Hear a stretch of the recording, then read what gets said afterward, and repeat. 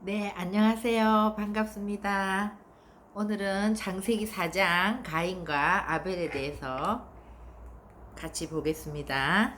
아담이 그의 아내 하와가 동침하매 하와가 임신하여 가인을 낳고 이르되 내가 여호와로 말미암아 득남하였다 하니라. 아담과 하와가 이제 에덴에서 쫓겨나서 처음으로 이제 사장이 시작되는데, 그렇지만 가죽옷을 입혀주시고, 또 3장 15절에 구원 계획에 대해서 말씀해 주시고, 그러면서 이제, 아담과 하와는 정말 그 하나님의 보살핌에, 하나님이 그 대속하시면서 그 죄를 가려 주시는 것들에 대해서 감격하고 계속해서 예배를 드리는 삶을 살았던 것 같아요. 그죠? 그래서 이제 가인과 아벨이 제사를 지내는 것을 보면은요. 그래서 여기에 동침함에 하와가 임신하여 가인을 낳고 이제 첫 그 인류를 낳는 장면이죠. 그래서 이 동침하다는 말은 히브리어 말로 이제 야다, 우리가 헬라어로는 기네스코 한다고 하는데, 하나님과 우리의 관계, 또 예수 그리스도와 신부된 교회의 관계, 부부 관계, 이런 거를 야다라고 하는 것은 우리가 객관적으로 지식적으로 누구에 대해서 아는 것이 아니라 경험적으로 아는 거, 관계적으로 아는 거, 아주 친밀하게 인격적으로 아는 관계를 얘기하는 건데요.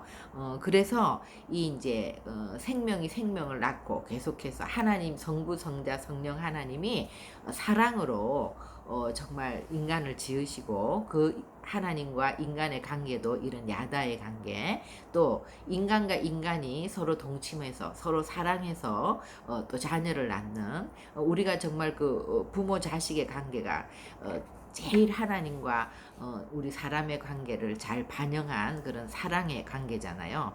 그래서 동물이 짝짓기를 하는 이런 거에는 야다라는 말을 쓰지 않거든요. 그래서 여기서는 정말 사랑으로 하나 되어서 그 가인을 낳았다는 거. 그리고 하나님은 또 우리에게 이런 관계를 원하신다는 거. 하나님 우리를 야다하시는데 우리도 지혜와 계시의 영을 구하고 하나님을 정말 이렇게 깊이 인격적으로 친밀하게 알기를 원하는 그런 마음으로 우리가 주님 앞에 나가는 것이 참 중요하죠. 그죠? 그래서 여호와로 말미암아 득남하였다 하니라. 그러니까 이제 가인을 처음에 낳고 너무 기뻐하고 굉장히 그런 기대감이 있었던 것 같아요. 왜냐하면 여인의 후손을 통해서 사단의 머리를 깨뜨리실 거라고 약속해 주셨기 때문에, 혹시 가인이 그런 역할을 하지 않을까, 이런 기대도 있었던 것 같아요. 그가 또 가인의 아우 아벨을 낳았는데, 아벨은 양치는 자였고 가인은 농사하는 자였더라. 세월이 지난 후에 가인은 땅의 소산으로 제물을 삼아 여호와께 드렸고, 아벨은 자기도 양의 첫 새끼와 그 기름으로 드렸더니 여호와께서 아벨과 그의 제물은 받으셨으나 가인과 그의 제물은 받지 아니하신지라. 가인이 몹시 분하여 안색이 변하니. 그래서 여기서는 이제 가인도 예배를 드리고 아벨도 예배를 드리는데, 가인은 농사하는 자였기 때문에 땅의 소산을 드렸다고 돼 있고, 아벨은 양치는 자였기 때문에 이제 양의 첫 새끼와 기름으로 드렸다고 되어 있잖아요. 이제 그것을 볼 때, 양의 많고 많은 양이 있지만 첫 새끼를 드렸다. 또 기름으로 드렸다. 이제 그 기름은 그 시대에 가장 귀한 거, 그죠? 첫 새끼도 가장 값진 거, 가장 귀한 거, 이런 거를 드렸다는 그 정성이 들어가 있는데, 가인은 뭐 땅의 첫 열매로 드렸다든지 첫 소산물을 드렸다든지 뭐 어떤 정성을 드린 이런 뉘앙스는 없죠. 그냥 땅의 소산으로 예배를 드렸다. 그래서 우리가 정성으로 예배를 드린다는 거는 하나님이 살아계신 것과 또 그를 찾는 자에게 상 주시는 이심을 믿고 드리는 어떤 믿음의 예배. 그러니까 히브리서 11장 4절에도 아벨은 믿음으로 가인보다 더 나은 제사를 드렸다, 이렇게 나와 있거든요. 그러니까 우리가 정말 우리가 예배를 드릴 때 하나님이 여기 말씀하신 것 같이 받으시는 예배가 있고 받지 않으시는 예배가 있다는 거예요. 그러니까는 받으신다는 것은 우리가 믿음으로 드리는 예배. 믿음으로 드리는 예배는 정말 정성을 드리고 또 믿음으로 드린다는 거는 하나님께 드리는 거잖아요. 근데 우리가 오늘날도 그냥 예배를 자꾸 드리다 보면 사람들이 무의식적으로 그냥 예배 나가서 내가 오늘 나에게 초점이 있는 거예요. 내가 은혜를 받아야지 뭐 이런 마음. 근데 예배는 절대 내가 은혜를 받고 나를 위해서 드리는 것이 아니라 나를 위해서 우상을 만들고 나를 위해서 드리는 거는 종교예요. 그죠? 인간에게는 그런 두려움이 있고 죄지은 인간은 우리 안에 죄가 들어오면서 우리 안에 그런 두려움, 근심, 염려, 불신, 뭐 교만, 열등감 이런 여러 가지 문제들이 우리 가운데 있기 때문에 뭔가 그거를 해결하기 위해서 나의 문제를 해결하기 위해서 우상을 만들고 나의 문제를 빌어서 그 문제를 해결하려고 하는 거는 종교가 되지만 우리가 드리는 예배는 그게 아닌 거예요. 정말 하나님께 모든 초점이 있고 하나님을 중심으로 드리는 예배는 우리가 정말 주님 앞에 나가서 주님께 가장 좋은 것을 드리면서 하나님을 예배할 때 그 예배는 반드시 하나님의 임재를 경험하게 돼 있고 하나님의 임재를 경험하면서 우리의 초점이 내 중심에서 하나님 중심으로 바뀌어 나가는 것을 경험하게 되지 않습니까? 그죠? 그러니까 나는 정말 죄로 인해서 그러니까 우리가 선악과를 먹고 죄지은 인간은 모두가 내 생각이 있어요. 나의 판단이라는 게 있거든요. 그래서 죄지은 인간은 항상 우리에게는 선입견이 있고 어떤 편견이 있고 반감이 있고 그런 나의 판단이 있는데 그것을 가지고 주님 앞에 예배를 드리면 믿음의 예배를 드릴 수가 없어요. 예를 들면 내가 불신자를 위해서 기도한다. 내가 어떤 뭐 암이 걸렸다든지 뭐 죽을 병이 걸렸다든지 어떤 그런 어려운 문제를 가지고 나가서 기도할 때 내 생각으로 기도하면 두려움이 있죠. 돌아오지 않으면 어떡하지? 또 이 병이 치유되지 않으면 어떡하지? 이런 근심과 염려를 가지고 드리면 절대 믿음의 예배를 드릴 수가 없죠. 그거는 주님의 관점이 아니라 나의 관점이기 때문에. 그래서 우리는 항상 내가 죄인이라는 걸 인정하고 내 안에 나의 판단과 나의 생각이 있다는 걸 인정하고 그것은 내 관점이라는 걸 인정하고 우리가 주님께 예배를 드릴 때는 내 관점을 내려놓고 주님 안에 들어가서 주님의 관점으로 보는 것이 먼저 우선인 거예요. 그러면 하나님 안에 들어가면 하나님은 우리가 죄인 되었을 때 우리를 위해서 십자가에서 우리 죄를 대속하신 하나님은 어떤 분이냐면 하나님이 우리를 보는 관점은 아무 문제가 없다고 보는 거예요. 그러니까 죄 짓기 전에 우리로 보는 거예요. 그래서 주님이 그 피로 우리를 대속하시고 우리의 죄를 덮으시고 우리의 원래의 모습으로 회복하시는 분이시거든요. 그렇기 때문에 우리가 주님의 관점으로 보면은 이 세상에는 많은 문제가 있지만 주님 안에 들어가서 주님의 관점으로 보면 아무 문제가 없는 거예요. 근데 우리가 이 세상의 눈으로 모든 것을 보면 모든 것이 나부터 시작해서 다 문제인 거예요. 그러니까 이것은 허상이라는 거죠. 주님 나라는. 그러니까 세상의 나라에서는 보는 대로 보이는 것이 현실인데 주님의 나라는 보이는 대로 보는 것이 아니라 하나님의 말씀으로 보는 관점을 바꿔 나가는 거죠. 그렇기 때문에 우리가 하나님이 받으시는 믿음의 예배를 드리고 모든 우리의 포커스를 주님께 맞추고 하나님의 말씀에 초점을 두게 되면 예배를 드리면서 우리의 관점이 바뀌어 나가겠죠. 그러면 문제투성이었던 그 모든 것들이 나를 짓누르는 그 두려움과 불안과 근심이 다 사라지는 거예요. 아무 문제가 없는 거예요. 그렇기 때문에 우리가 정말 주님 안에서 안식할 수 있고 하나님 안에서 기쁨을 누릴 수 있고 믿음을 가질 수 있는 거죠. 믿음의 선포를 할 수 있는 거잖아요. 그렇기 때문에 우리가 삶이 바뀌는 거예요. 하나님이 받으시는 예배는 반드시 삶의 변화와 연결이 되는 거예요. 우리가 옛날에는 근심하고 염려하고 두려워했던 그런 문제들이 많이 있어도 정말 하나님을 예배하는 사람은 그런 속에서도 우리가 평안을 누릴 수 있고 기쁨을 누릴 수 있고 그런 문제를 더 이상 문제로 보지 않는, 그죠? 그래서 우리가 영혼을 섬기고 사랑할 수 있는 그것이 이제 바뀌어져 나가는 건데, 받지 않으시는 예배는 내 중심의 예배, 종교가 되죠. 그죠? 내 문제를 해결하기 위해서 우상을 만들고 그 문제를 해결하기 위해서 빌게 되면 문제는 해결해 주되 나에게 십자가를 요구하지 말라. 이제 그런 거죠. 그죠? 그러니까 자기 부인을 원하는 거. 하나님은 우리의 생각을 내려놓고 자기를 부인하라는 거예요. 이미 우리가 제 가운데 물들어 있는 우리의 그런 판단, 우리의 편견, 선입견을 내려놓아라. 그러니까 자아 부인은, 내 자아를 부인한다는 것은 내 생각을 내려놓고 하나님의 관점으로 바꾸는 것이 자기를 부인하고 자기 십자가를 지고 주님을 따르는 거란 말이에요.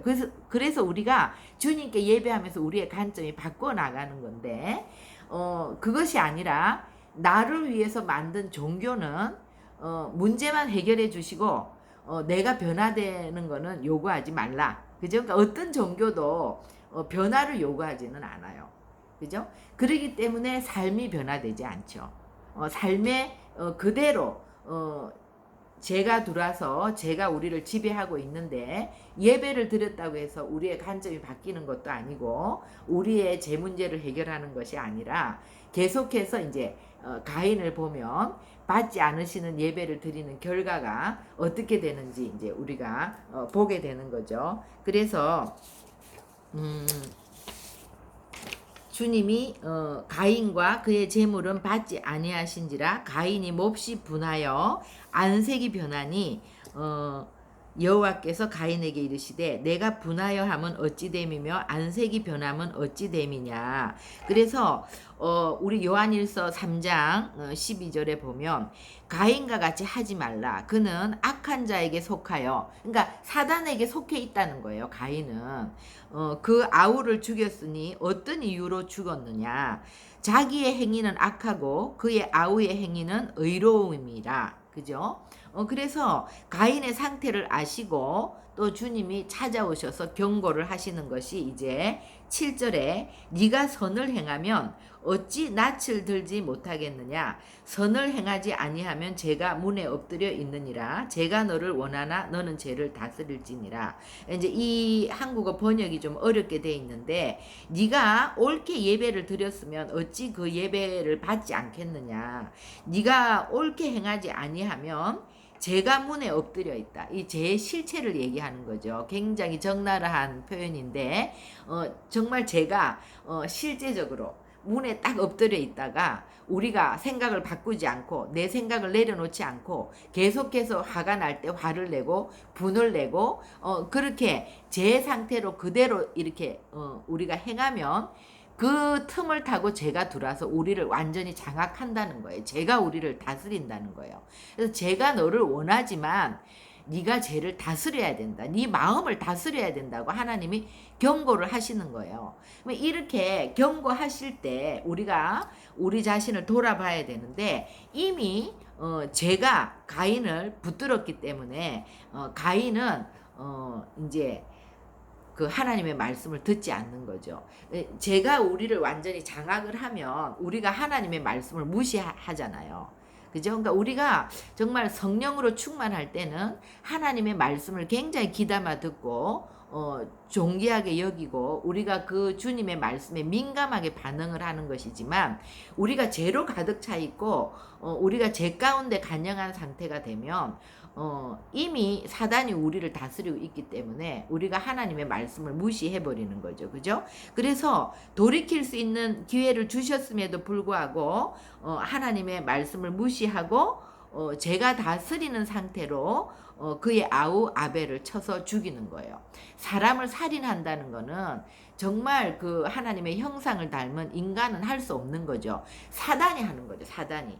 그렇지만 사단이 하는 거지만 우리가 사단에게 길을 내어준 것은 또 인간의 선택이기 때문에 할 말이 없는 거죠.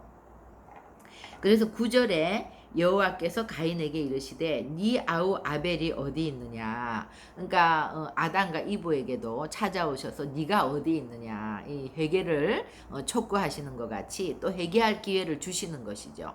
네 아우에 대한 책임을 묻는 거죠. 그죠? 그랬을 때 나는 모릅니다. 내가 내 아우를 지키는 자입니까? 이렇게 얘기하는 거예요. 아담과 이브는 그래도 회개하지는 않았지만 죄를 인정은 했잖아요. 근데 가인은 아예 하나님이 자기를 보고 계시다는 생각을 안중에도 없고, 나는 몰라요. 왜 나에게 물어요? 하나님이나 내 아우를 지키세요. 이렇게 대답하는 거죠. 그죠? 그래서 우리가 정말 이 장세기 4장 9절에 내가 내 아우를 지키는 자니까, 이 말씀은 정말 우리가 깊이 묵상해야 되는 말씀인 것 같아요. 정말 오늘의 이 하이라이트인데 뭐냐 하면, 우리는 우리의 형제를 지키는 자입니다. 우리는 우리의 형제를 지키는 자로 부름 받은 자들이에요. 왜냐하면 우리가 하나님을 만나면 처음에는 정말 하나님과 예배 드리는 게 너무 좋고, 하나님의 말씀을 듣는 거, 하나님께 기도하는 거, 찬양하는 거, 정말 주님과만 있는 게 너무 좋고, 사람은 부담스러워요. 그죠? 그런데 우리가 계속해서 하나님을 사랑한다고 고백하면 하나님은 우리에게 뭐라고 말씀하시냐면은 네가 정말 나를 사랑한다면 네 이웃을 사랑하라고 얘기하는 거예요. 왜냐하면 그리스도의 몸이 교회이기 때문에 우리가 믿는 교회를 사랑해야 되고, 아직도 또 교회에 들어오지 못했지만 교회가 될 믿지 않는 이웃을 향해서 나가야 되고, 그것이 그리스도의 몸이기 때문에 그래요. 그래서 성경은 강도 만난 자의 이웃이 누구냐고 우리에게 묻는 거예요. 그죠? 그 다음에 마태복음 25장에도 양과 염소를 마지막 때 심판할 때 무엇으로 심판하냐 하면, 내가 병들었을 때 나를 돌아보고, 내가 감옥에 있을 때 나를 찾아보고, 내가 먹지 못할 때 나에게 먹을 것을 주고, 이렇게 이웃에게 한 것이 나에게 한 것이라고 얘기하기 때문에, 우리가 정말 하나님을 믿고 하나님을 사랑한다면 반드시 우리가 하나님께 예배하는 자들은 이 이웃 사랑으로 연결이 돼야 되는 거죠. 그죠? 그래서 아까도 얘기했지만, 우리가 하나님이 받으시는 예배를 드리게 되면 우리의 관점이 주님의 관점으로 바뀌기 때문에, 도저히 나와 생각이 다르고 내가 사랑할 수 없는 그 이웃을 어떻게 사랑하게 됩니까? 하나님 안에서 보면 그 사람이 문제가 없는 거예요. 그렇기 때문에 그 사람을 섬길 수 있고, 그 사람을 사랑할 수 있고, 이웃을 사랑하는 관계로 우리가 영혼을 섬기는 자로 갈 수 있는 거죠. 그죠? 그래서 우리의 삶이 그렇게 바뀌어 나가는 거죠. 그래서 우리가 죄를 짓고 나면 교만과 두려움과 불신앙과 불만족과 근심과 염려, 이런 것들이 들어온다고 했는데, 이것은 지금 가인처럼 죄로 인해서 사단에게 틈을 줄 때 사단은 합법적으로 우리에게 들어와서 이런 문제들을 일으키는 거예요. 그죠? 그런데 이런 사단의 통치를 받으면서 하나님께 나가서 예배를 드리면 그것은 믿음의 예배를 드릴 수가 없는 거죠.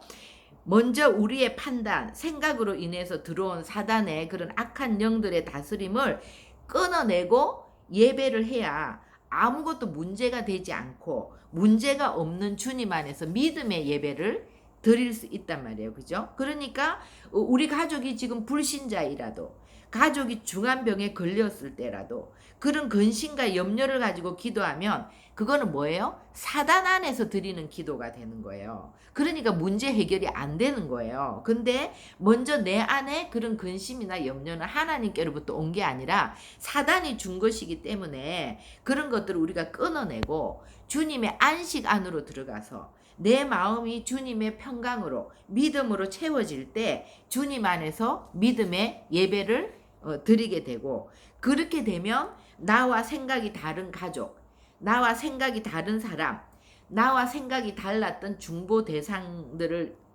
향해서 우리가 그 문제들은 전부 다 허상일 뿐이지 그것이 실제적인 문제가 아니라는 것을 우리가 선포하게 되는 것이고, 그래서 우리가 믿음의 선포를 드리고 기다릴 수 있는 거죠. 그죠? 그래서 이것은 형제 사랑으로 이어질 수 있다. 그래서 이제 반드시 예배를 드린 자는 형제를 섬기고 사랑하는 삶으로 연결이 된다는 거. 가인과 같이 받지 않으시는 예배를 드리고 사단에게 묶여버린 삶을 살게 되면 나와 다른 사람을 못 받아들여요. 그리고 시기하고 미워하고 살인하고 그렇게 되는 거죠. 그래서 그 결과 10절, 11절 이르시되 네가 무엇을 하였느냐 네 아우의 핏소리가 땅에서부터 내게 호소하느니라. 땅이 그 입을 벌려 네 손에서부터 내 아우의 피를 받았은즉 네가 땅에서 저주를 받으리니. 그러니까 이 10절 11절도 우리가 또 여기서 굉장히 중요한 구절인데요. 하나님께 회개하기 전에 먼저 형제에게 우리가 잘못한 것이 있을 때는 재용서를 구하고 또 배상해 줄 것이 있을 때는 배상해 주고, 그래서 그러고 나서 하나님께 회개해야 되는, 그러니까 사람을 대상으로 하나님을 대상으로 이 같이 이게 회개가 일어나야지. 우리가 하나님께만 죄를 지었을 때는 하나님께 회개하면 끝나지만 사람에게 잘못을 저질렀을 때는 사람에게 먼저 용서를 구하고 또 배상을 하고 그리고 하나님께 와야 된다. 그건 뭐냐 하면 아우의 핏소리가 땅에서부터 내게 호소한다 그랬거든요. 그러니까 주님은 의인의 호소를 받으시는 분이시기 때문에 네 아우의 핏소리가 나에게 호소하고 있는데 네가 나에게 와서 회개한다 할지라도 그것은 받을 수가 없는 거죠. 그죠? 그래서 우리가 상대방에게 반드시 용서를 구해야 된다. 근데도 상대방이 용서하지 않을 때는 그것은 하나님과 상대방의 문제가 되는 거예요. 그렇지만 우리는 반드시 용서를 구하고 우리가 잘못한 거를 지불하고 그리고 하나님께도 또 회개하고 이것이 항상 같이 가야 된다는 거. 근데 많은 크리스찬들이 하나님께만 회개하고 내가 뭐 빚진 자에게 빚을 갚지 않는다든지 내가 또 잘못한 문제들에 대해서 용서를 구하지 않는다든지 그렇게 되면 주님도 우리를 용서할 수 없는 거죠. 그래서 내가 나에게 죄 지은 자를 또 내가 용서해 준 것 같이 우리가 또 누가 우리에게 용서를 구할 때 우리가 또 용서해 주는 거, 그것도 굉장히 중요한 거죠. 그죠? 용서해주고 용서를 구하고 항상 관계 가운데서, 그러니까 우리가 형제를 사랑하고 우리가 또 이웃과 화목하고 이 관계가 될 때 주님께 우리의 예배가 올라간다는 거예요. 그죠? 그것이 또 주님을 사랑하는 거라는 거예요. 그래서 십자가가 하나님과 우리의 관계만이 아니라 이웃과 우리의 관계, 하나님과 우리의 관계는 항상 이것이 같이 간다는 거를 우리가 알아야 되겠죠. 그죠? 그래서 그렇게 네가 밭을 갈아도 땅이 다시는 그 효력을 내게 주지 아니할 것이요 너는 땅에서 피하여 유리하는 자가 되리라. 이러니까 이제 너무나 밭에서 소출을 내지 않는다는 것은 재벌이 굉장히 강한 거잖아요. 그러니까 아담에게는 벌을 주셨을 때 땀을 흘려야 네가 땅의 소산을 먹을 수 있다 했는데 여기는 아예 땅이 소출을 내지 않는다. 왜요? 그 피의 호소로 땅이 그것을 뱉어낸단 말이에요. 그죠? 그랬을 때 13절에 가인이 여호와께 아뢰되 내 재벌이 지기가 너무 무거우니다. 주께서 오늘 이 지면에서 나를 쫓아내시온즉 내가 주의 낯을 배웁지 못하리니 내가 땅에서 피하며 유리하는 자가 될지라 물은 나를 만나는 자마다 나를 죽이겠나이다.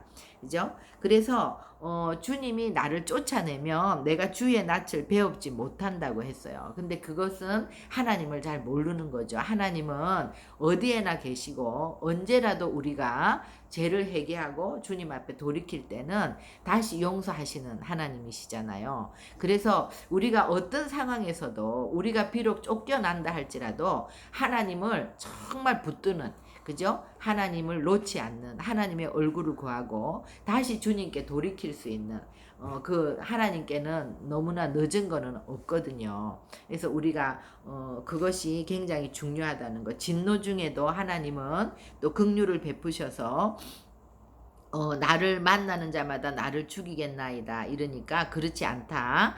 가인을 죽이는 자는 벌을 7배나 받으리라 하시고 가인에게 표를 주사 그를 만나는 모든 사람에게서 죽음을 면하게 하시니라. 그래서 또 죄를 지었지만 가인을 보호하시는 표를 주시면서 긍휼을 베풀어 주시는 주님의 사랑이 여전히 흐르고 있는데, 이제 우리가 다음 번에 이제 가인이 그럼에도 불구하고 가인이 어떻게 하는지 우리가 또 살펴보겠습니다. 오늘은 우리가 핵심이 주님이 받으시는 예배, 받지 않으시는 예배, 또 그 결과가 주님이 받으시는 예배를 드리면 정말 형제 사랑으로, 또 우리의 삶 가운데서 우리의 삶의 변화로 그 삶이 예배가 되겠지만, 받지 않으시는 예배를 드리면 정말 우리의 삶의 변화가 일어나는 것이 아니라 오히려 더 죄가 우리를 다스리는, 죄로 묶이는 그런 끔찍한 일이 일어나는 것들에 대해서 예배가 얼마나 중요한 것인지 우리가 살펴봤습니다. 우리 기도하시겠습니다. 하나님, 오늘 가인과 아벨의 예배를 통해서 정말 우리는 죄지은 인간이기 때문에 항상 우리가 선악을 판단하고 우리 안에는 끊임없는 선입견과 편견과 반감이 일어나고 있다는 것, 우리가 보이는 것을 허상으로 보고 우리가 정말 하나님의 말씀을 진리로 바꿔내는 이 작업을 예배를 통해서 계속해서 해 나감으로써 아버지, 우리가 정말 주님의 안식 안에 들어갈 수 있고 에덴을 회복할 수가 있고 우리의 삶이 온전한 주님 앞에 드려지는 예배로 변화될 수 있다는 것을 저희들이 깨닫습니다. 정말 우리가 아버지 하나님 앞에 믿음의 예배를 드릴 수 있도록 언제나 우리에게 오는 두려움과 불안과 근심과 염려를 내려놓고 주님이 주시는 정말 아무런 문제가 없다는 것, 예수 그리스도 안에서는 모든 것이 다 해결된다는 거, 해결되었다는 거, 관점을 바꾸어 나가는 저희들이 되게 하여 주시옵소서. 그래서 우리가 정말 주님 앞에 믿음으로 예배하는 자들이 되게 하여 주시고, 그래서 우리의 삶을 바꾸고 우리가 이 세상을 변화시켜 나가는 하나님의 통치권, 하나님의 왕권이 우리 가운데서 회복되어지는 그런 예배가 드려질 수 있도록 저희들을 인도하여 주시옵소서. 예수님의 이름으로 기도합니다. 아멘. 네, 수고하셨습니다.